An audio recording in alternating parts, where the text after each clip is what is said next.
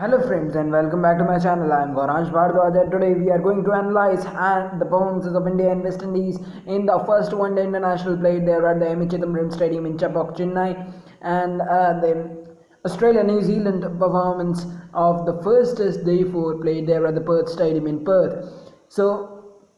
And starting from India-West Indies encounter, it was a slow track of Chennai where the weather was bright and sunny, clear skies after a heavy amount of rain pouring since last days.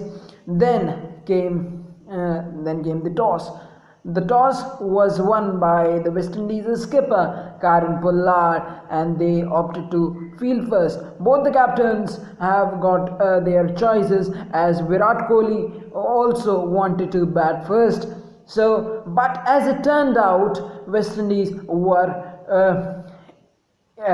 given upper hand on the basis of toss, as they removed the two premier batsmen KL Rahul and Virat Kohli in the space of 8 overs and by the tricks of Sheldon Cottrell, the salute man for the West Indies.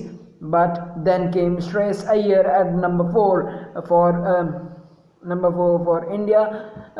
He stitched a little bit of partnership, not a big one, with Rohit Sharma. But before that, Alzhir Joseph was introduced into the attack, and he got the big wicket of Rohit Sharma in the very first over of his spell, and Rohit Sharma was gone, and India were tottering at 27 for 3. Then came Rishabh Pant at number 5, and what followed next was exceptional from the two young batsmen Shreyas Iyer and Rishabh Pant, both with the hope of cementing their place in the Indian side, have done well. They stitched together a partnership of 113 deliveries. Rishabh Pant curving from his natural play of aggressive hitting, six hitting, and playing according to the situation cautiously,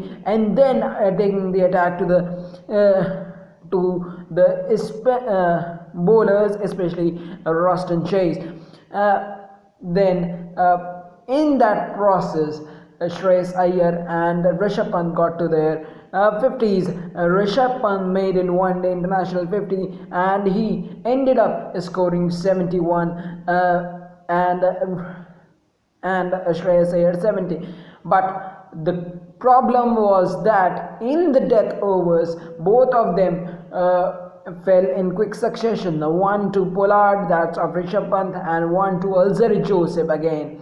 And then came the Chemo Paul bowling in the last over with a slower off cutters and a slower ball, a scrambling seam. He took the wickets, and India were never looking to accelerate, as they finished on 287 for 8 in their allotted quota of 50 overs. But the West Indies also didn't have the best of the starts, as Sunil Ambrose was gone cheaply, and India felt that they had a foot in the door of the West Indies. But Hetmyer came and blown the Indian attack, especially spinners. First he played cautiously with Shai Hope, taking on the merit of the ball. Then when he completed his 50, he took a special liking to Kuldeep and Jadeja, the two premier spinners playing for India in this match. With the absence of Chahal, it was the first instance since 2017 or 2016, I think, that spinners haven't got any wicket in an ODI encounter, neither Kuldeep nor Jadeja. So it was a pretty bad outing, and Hetmyer was thrashing it away. But when Hetmyer was gone by a short delivery from Mohammad Shami, in came Nicholas Pooran, who was hitting belligerently and hitting onto the hitting onto the roof, and one shot of Shimron Mara. I want to remind that he hit that one onto the roof, and because of his belligerent 139 of 106, which he declared best knock of his career, later in the post-match press conference, was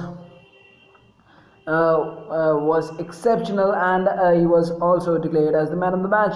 With West Indies winning by 8 wickets, they probably lead the series 0-1. But what happened next, we'll see in the second ODI at Vizag, so stay tuned for it. Now moving on to Australia-New Zealand encounter. Australia starting the day 4 with Wade and Cummins on the strike, while Wade was showing his defiance against the short ball of Neil Wagner and showing his bodies towards those ball. Pat Cummins got off to a start with offline of Colin ground home. But what happened next was Pat Cummins was out, and then when he was out, Matthew Wade played too many shots and he was gone to Australia tailenders. Lyon and Stark did what they did the best, that is striking through the line and accumulated as many runs as they can. So they declared on 9 for 217, leaving New Zealand to chase a stiff target of 468 to win this first test and take lead in the series. But as it turned out, they didn't have a good outing. Mitchell Starc was the tormentor in chief, and he got Jeet Rawal once again. Then Williamson came, and Williamson goes with a flurry of boundaries, one shot too many. And Nathan Lyon got his wicket only on the first ball of his spell that ripped and bounced and to the short leg of in the hands of Matthew Wade. Then came Ross Taylor, and then he was gone. Players kept coming and players kept going, and New Zealand were tottering at a stage of 5 for 96. But then came BJ Watling and Colin Grant home. Then they stitched together a partnership, and it was looking like they are going to take the series home. But nevertheless, they were taking the bowling on.